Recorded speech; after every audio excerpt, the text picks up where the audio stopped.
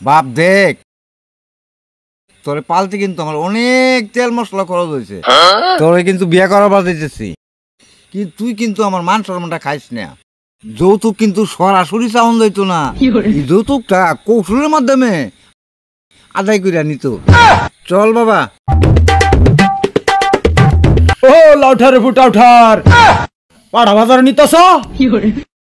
শুভ কাজে গেলে কত লোকে যে পিছে যা ঠেলে।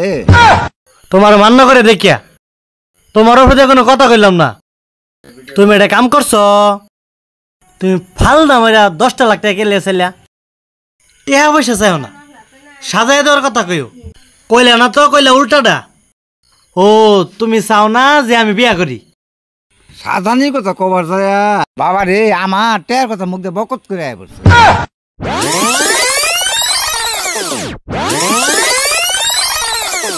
ও লাউঠার ফুটা উঠার পাড়ার দাম কত হইলো?